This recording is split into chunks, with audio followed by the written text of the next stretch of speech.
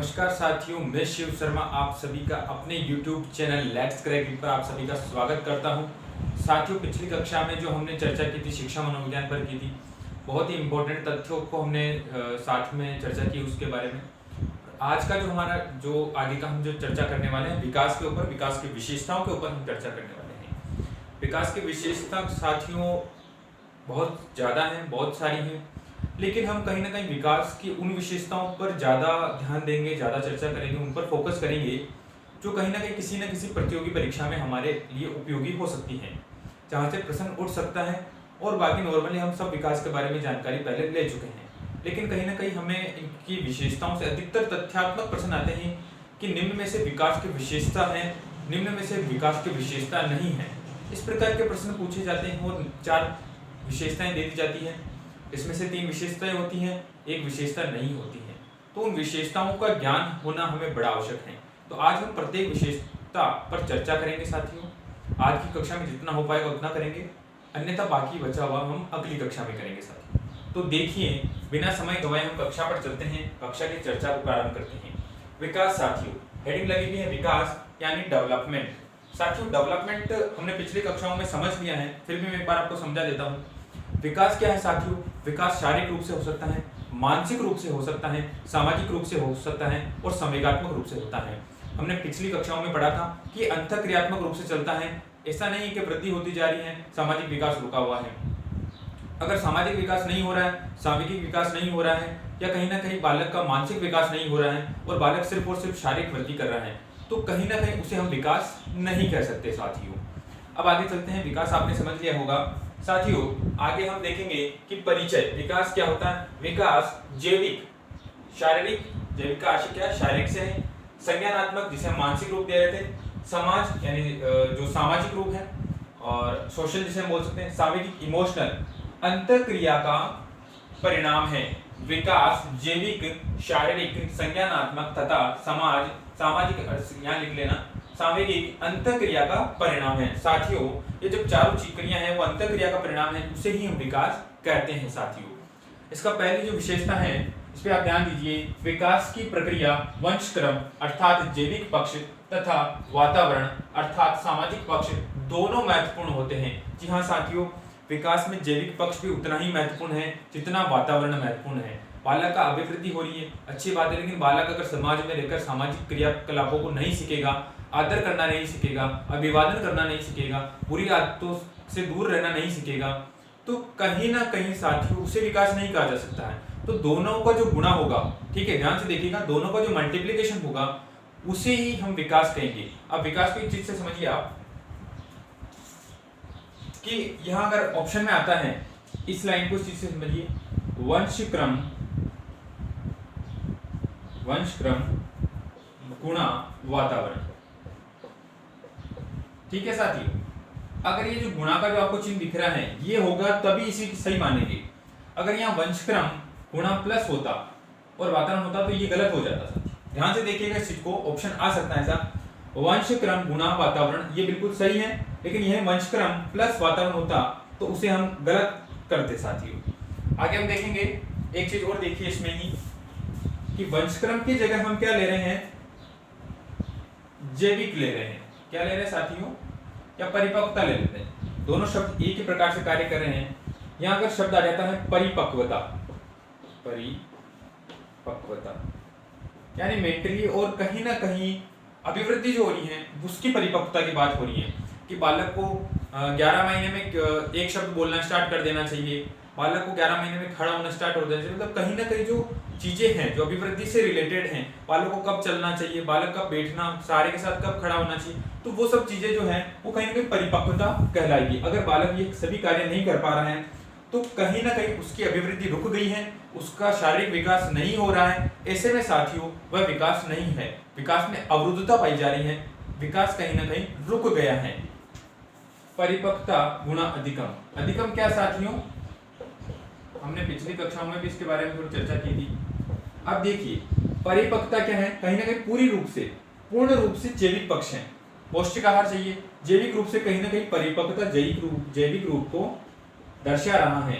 लेकिन अधिगम किसको दर्शा रहा है साथियों? वातावरण को दर्शा रहा है।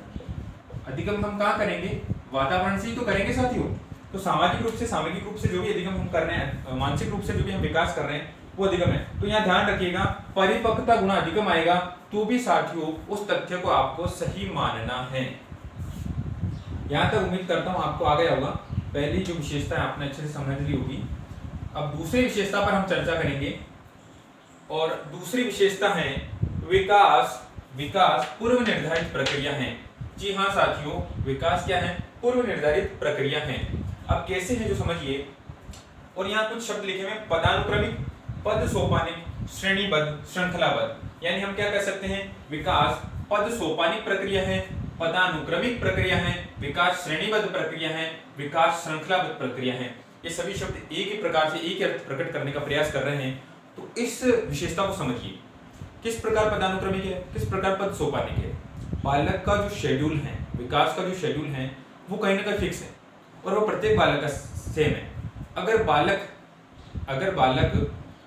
कोई भी बालक है, ठीक है, किसी भी बालक का आप एग्जांपल लीजिए कि वह कहीं ना कहीं 11 महीने में पहला शब्द बोलेगा या 6 महीने में पहले शब्द बोलेगा, तो वो फिक्स है।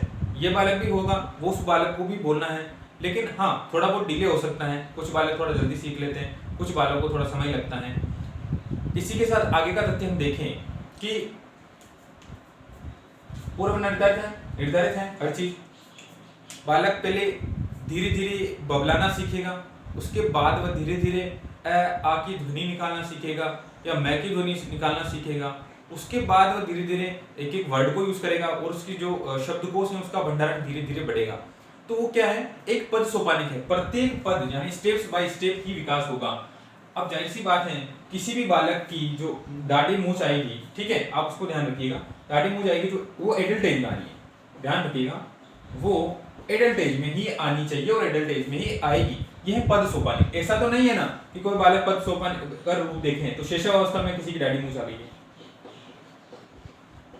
तो कहीं ना कहीं वहां विकास खत्म हो गया है, शैशवावस्था में आएगी नहीं, क्योंकि पद सोपानिक श्रेणीबद्ध है, हर चीज श्रेणी से चलेगी। बालक सामाजिक रूप से भी इसको देखिए, आपने शारीरिक रूप से हमने समझ लिया है कि किसी की दाढ़ी मूंछ आएगी वो एडल्ट एज में आएगी, शैशवावस्था में नहीं आ सकती, बाल्यावस्था में नहीं आ सकती है, ठीक है। जो संग्रह करने की प्रवृत्ति है, अब इसको देखिए, संग्रह करने की प्रवृत्ति बाल्यावस्था में ही आएगी। बालक पैसों को इकट्ठा करेगा, ड्रेसेस का कलेक्शन करेगा, छोटे छोटे कूपन्स का कलेक्शन का। जो छोटे छोटे बच्चे होते हैं, जो बाल्यावस्था की जो एज है हमारी 7 से 12 वर्ष, उसमें बालक क्या करते हैं, गुड्डे गुड़िया का खेल खेलते हैं, उन्हें सजोकर रखते हैं। कहीं ना कहीं बालक उस चीज से इस तरीके से जुड़ा हुआ होता है, ठीक है। तो पद सोपानिक के साथ ही वह चीज ना तो शैशवावस्था में हो सकती है, ना ही किशोरावस्था में हो सकती है। तो इस चीज को समझिए कि प्रत्येक जो क्रिया होगी, विकास जो होगा वो पद सोपानिक होगा, श्रेणीबद्ध होगा, श्रृंखलाबद्ध होगा साथियों। अब आगे देखिए, तीसरी विशेषता देखिए, विकास शिरोपुच्छीय तथा निकट दूर क्रम में होता है। साथियों ये शब्द सारे देख लेना, ये बहुत इंपॉर्टेंट है, परीक्षा में आ सकते हैं, सारे शब्द आपको याद रखने होंगे। पदानुक्रमिक, पद सोपानिक, श्रेणीबद्ध, श्रृंखलाबद्ध, प्रत्येक शब्द कहीं ना कहीं किसी न किसी प्रतियोगी परीक्षा में पूछा गया है, इसीलिए यहाँ लिखा गया है साथियों। विकास शिरोपुच्छीय तथा निकट दूर क्रम में होता है। पिछली रीट की परीक्षा जो हुई थी, अभी वाली नहीं, 21-22 की बात नहीं कर रहा हूँ, 17-18 में जो आया था, एक प्रश्न इसी पॉइंट से आया था। इससे पहले इन बिंदुओं से भी प्रश्न आए हैं। शिरोपुच्छीय और निकट दूर क्रम में क्या होता है, तो विकास जो होगा साथियों वह हमेशा क्या होगा, सिर से पैर की तरफ होगा, सिर से पूंछ की तरफ होगा, ऐसा इसमें लिखा गया है। शिरोपुच्छीय का आशय क्या है, पूंछ तो विलुप्त हो चुकी है, शिरोपुच्छीय यानी सिर से लेकर पैर तक, पद तक, ठीक है साथियों। शिरा पदाभिमुखी, सिफेलोपोडल, इसे इंग्लिश वर्ड है, इसका साइंटिफिक वर्ड है, इसे आप याद रखिएगा, इंपॉर्टेंट है, परीक्षा में सीधा आजकल सिफेलोपोडल भी दे दिया जाता है। तो आपको इसका ध्यान रखना है कि जो विकास होता है वह हमेशा किस प्रकार होता है, सिर से पैर की तरफ होता है साथियों। अब आगे और देखिए, इसमें लिखा हुआ निकट दूर क्रम में होता है। जो विकास जो हो रहा है इस तरीके से देखा अपन ने, तब तो हमें समझ में आ गया कि सिर से लेकर के पैर की तरफ होता है।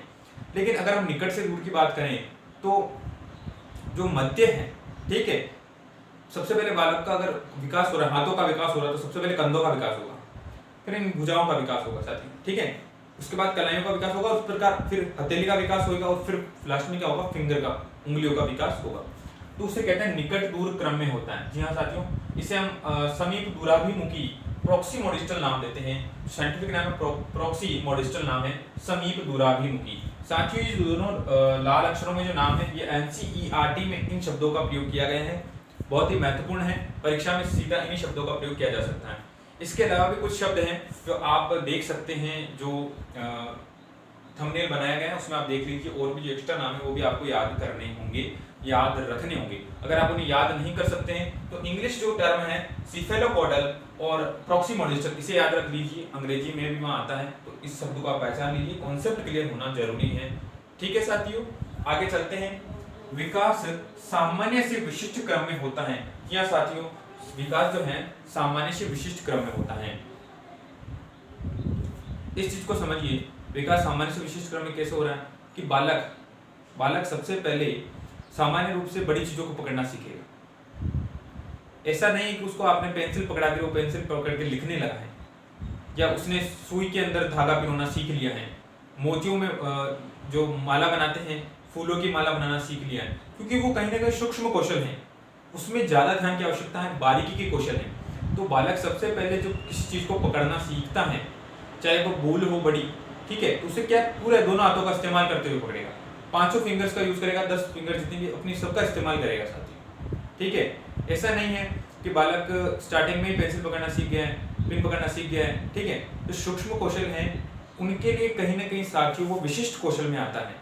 और सामान्य कौशल क्या हो गया, किसी बॉल को पकड़ना हो गया, बल्ले को पकड़ना हो गया, बैट को पकड़ना हो गया साथियों। ठीक है, तो जहां पूरे हाथ का प्रयोग हो रहा है वो सामान्य कौशल आ गया है, और सामान्य से विशिष्ट क्रम में हो रहा है। पहले बालक सामान्य चीजें करना सीख रहा है, उसके बाद विशिष्ट क्रम में होता है, विशिष्ट चीजें सीखिएगा साथी। ठीक है, पांचवा विकास व्यक्तिकता से सामाजिकता की ओर अग्रसर होता है। जी हाँ साथियों, विकास जो है व्यक्तिकता, यानी बालक जब शिशुअवस्था में होता है तो वो कहीं ना कहीं व्यक्तिक होता है, अहम केंद्रवाद होता है। अहम केंद्रवाद का मतलब क्या, खुद की धुन में रहना। ठीक है, खुद की खेल खेलेगा, एक जगह बैठा रहता है, मतलब जो बिस्तर में अगर उसको लेटा दिया तो वो जाहिर सी बात कहीं जा नहीं सकता है, तो वहीं के वहीं वो घूमता रहेगा, वहां से लोगों को देखता रहेगा, कलरफुल चीजें देखता रहेगा, तो अगर उसके सामने कोई आ गया तो थोड़ी स्माइल दे देगा, जीभ को बाहर निकालेगा, बबलाने लगेगा।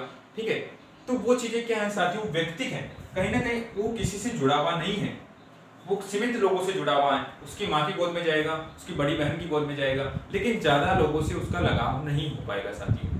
तो यह व्यक्तिकता दर्शा रहा है कि विकास है जो व्यक्तिकता से सामाजिकता की ओर। फिर वो बाल्यावस्था में जाएगा तो वहाँ क्या होगा, उसको नए नए दोस्त मिलेंगे, स्कूल में उसका प्रवेश हो जाएगा, स्कूल में नए नए दोस्त उसकी तरह मिल रहे हैं उसको, तो वो सामाजिकता हो गई साथ। शिशुअवस्था में बालक घर के घर में खेल रहा था, लेकिन जब वो बाल्यावस्था में आया, उसे बाहर जाने का मौका मिला, गली नुक्कड़ पे खेलने का मौका मिला, तो उससे कहीं न कहीं सामाजिकता का आभास हुआ, सामाजिक विकास उसका होने लगा, खेल के मैदान में होने लगा, विद्यालय में होने लगा साथी। तो इस बात को समझ लीजिए, विकास जो है व्यक्तिकता से सामाजिकता की ओर अग्रसर होता है। बहुत इजी है साथियों। छठा बिंदु है विकास की प्रक्रिया व्यक्ति की विभिन्नताएं महत्वपूर्ण है। विकास की प्रक्रिया में व्यक्ति की विभिन्नताएं, साथियों यहाँ में लगा दीजिए, विकास की प्रक्रिया में व्यक्तिगत विभिन्नताएं महत्वपूर्ण है। जी हाँ साथियों, प्रत्येक बालक का विकास अपनी दर से होता है।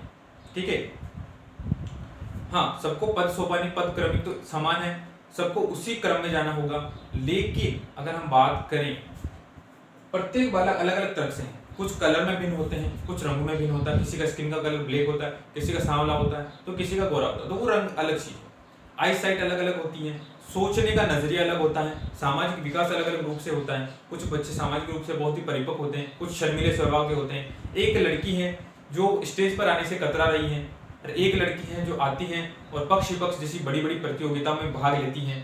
तो साथियों ये क्या चीज है, इस चीज को ध्यान रखिएगा, व्यक्तिगत विभिन्नताएं महत्वपूर्ण है। वंशानुक्रम का इसमें बहुत प्रभाव पड़ता है, वातावरण का बहुत प्रभाव पड़ता है। एक बालक है जो गरीब घर में पैदा हुआ है, गरीब बच्चा है, लेकिन वो कहीं ना कहीं इस चीज को ध्यान रखिएगा, व्यक्तिगत विभिन्नताएं कैसे महत्वपूर्ण है। अब उसको जो उसका जो वंशक्रम था, वंशानुक्रम था, जो उसे मिला है वंश से, वो उसके पास भिन्न होगा, दूसरे जो बच्चे को मिला है वो भी भिन्न होगा।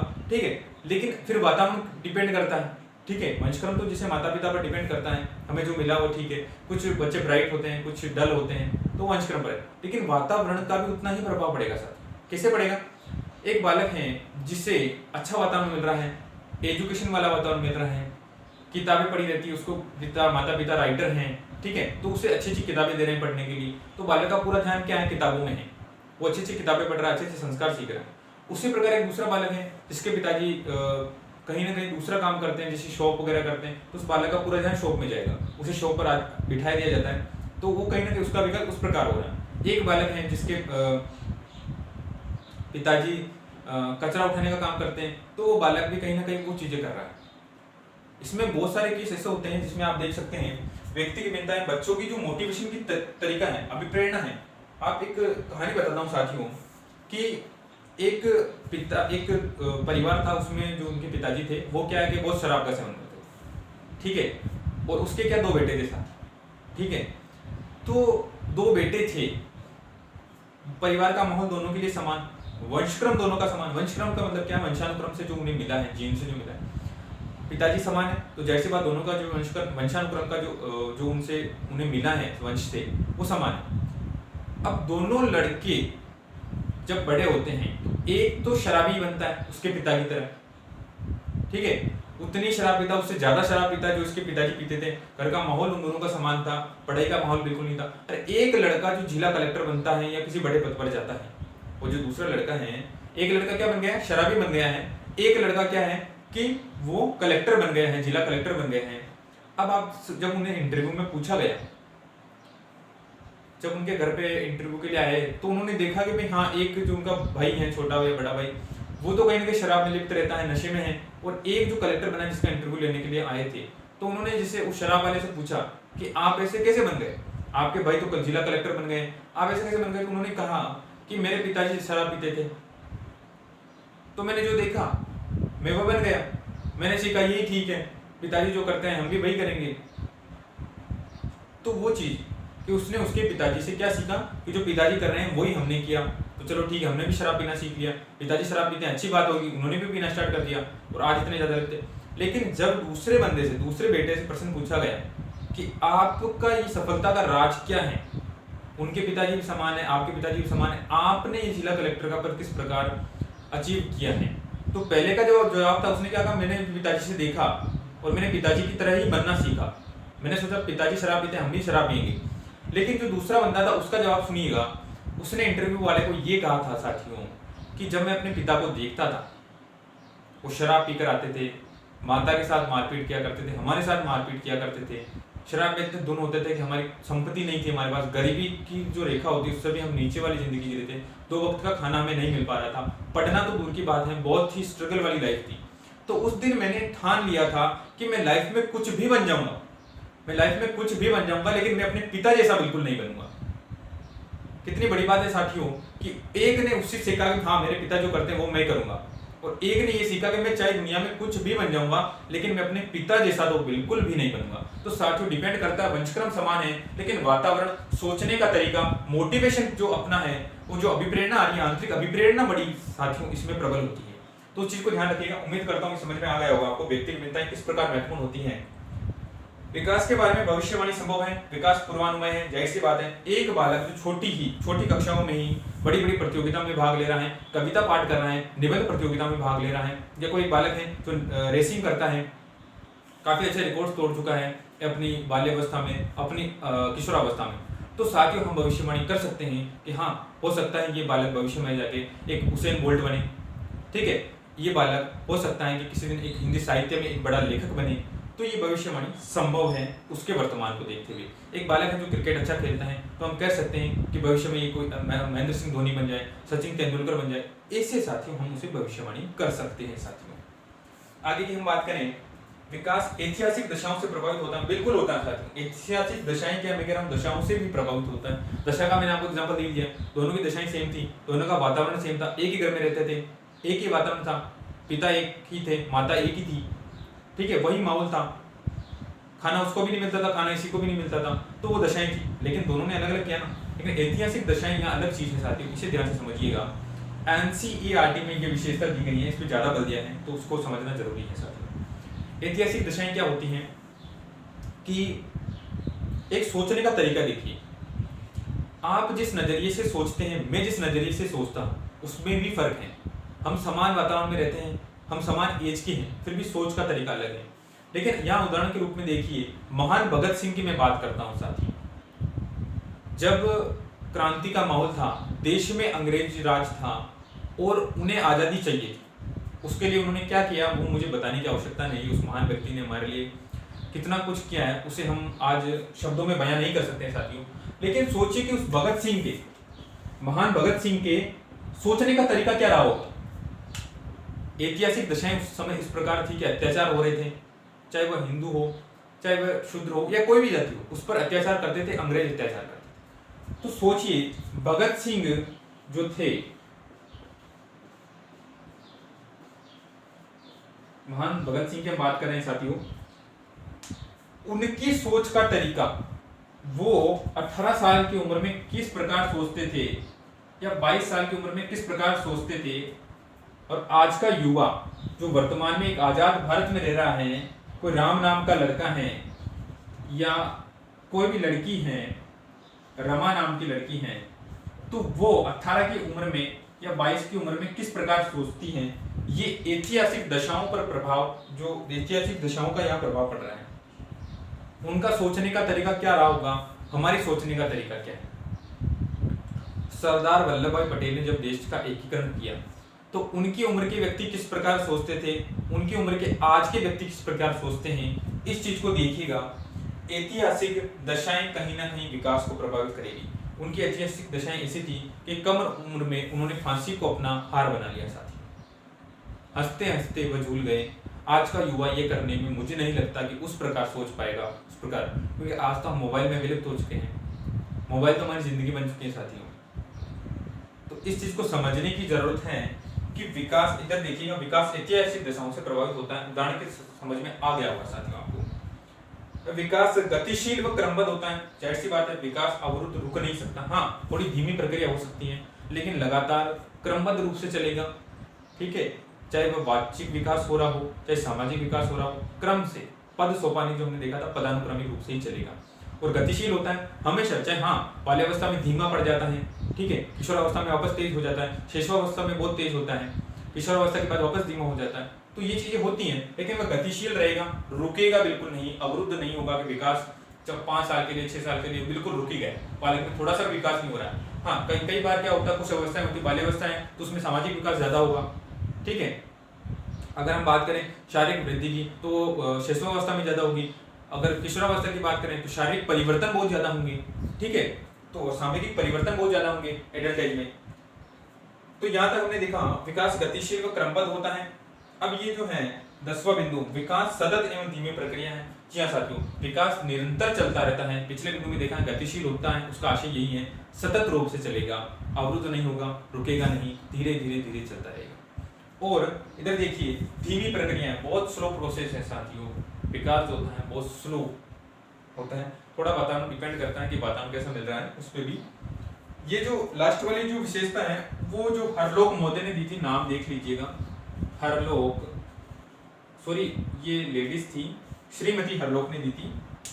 और इन्होंने इस प्रक्रिया को समझाने के लिए 4 छोटे बिंदु और दिए हैं, इसको समझिएगा। पहला है आकार में परिवर्तन। जी हाँ साथियों, आकार में परिवर्तन होता है। शैशवावस्था में हमारा आकार कैसा होगा, किशोरावस्था में हमारा आकार कैसा होगा, प्रौढ़ावस्था में हमारा आकार किस प्रकार होगा। तो ये आकार का हो गया है। हम छोटे बच्चे थे, उससे हम आज एडल्ट एज में हैं, उसके बाद हम प्रौढ़ावस्था में आएंगे। तो ये चीजें साथियों आकार में परिवर्तन जिस प्रकार हो रहा है। अनुपात में परिवर्तन, जी हाँ साथियों, हमारे हाथ की साइज पहले क्या थी, आज हमारे फिंगर्स की साइज क्या है, हाथ की साइज क्या है, वो चीजें साथियों। ठीक है, पुराने चिन्हों का लोप, जी हाँ साथियों आप भी जानते पुराने चिन्हों का लोप हो चुका है। पहले मानव के पूंछ हुआ करती थी, आज मानव की कोई पूंछ नहीं होती है, ये हो गया पुराने चिन्हों का लोप। नए चिन्हों का उदय, दांत टूट जाने पर नए दांत का आना नए चिन्हों का उदय है साथी। ठीक है, और पहले जो शरीर पर ज्यादा बाल हुआ करते थे, ठीक है, वो विलुप्त हो गए हैं, तो क्या पुराने चिन्हों का लोप हो चुका है। और नए चिन्हों का उदय, कोई दांत टूट गया है तो दांत का आना, बाल का गिरने, बाल वापस उस जगह आना, ये सब चीजें क्या है, नए चिन्हों का उदय होना है साथियों। यहाँ तक उम्मीद करता हूँ आज की कक्षा आपको बेहतरीन लगी होगी, समझ में आ गई होगी पूरी तरीके से। और बहुत सारी विशेषताएं अभी भी बाकी हैं जो बहुत महत्वपूर्ण है, हम अगली कक्षा में उन्हें लेंगे। तब तक के लिए साथियों धन्यवाद। और आप पढ़ाई स्टार्ट रखिए सुचारू रूप से। डेट का इंतजार मत कीजिए कि तारीख आएगी बीट की या किसी और प्रतियोगी परीक्षा की तब हम तैयारी शुरू करेंगे, ऐसा ना करें। तैयारी सुचारू रूप से चालू रखें। आपको तैयारी से मतलब रखना है, परीक्षा की तिथि से आपको कोई लेना देना नहीं है साथियों। अगर आप चैनल पर नए हैं तो चैनल को सब्सक्राइब कीजिए, साथियों लाइक कीजिए, शेयर कीजिए ज़्यादा से ज़्यादा। और कोई भी बिंदु अगर आपको समझ में नहीं आया हो तो आप कमेंट बॉक्स में बता दीजिए कि 5वां बिंदु, 6ठा बिंदु या उस बिंदु को लिख दीजिए। मैं अगली कक्षा में उस पर वापस चर्चा कर लूँगा साथियों थोड़ी सी। लेकिन पढ़ना बहुत ज़रूरी है साथियों। धन्यवाद साथियों।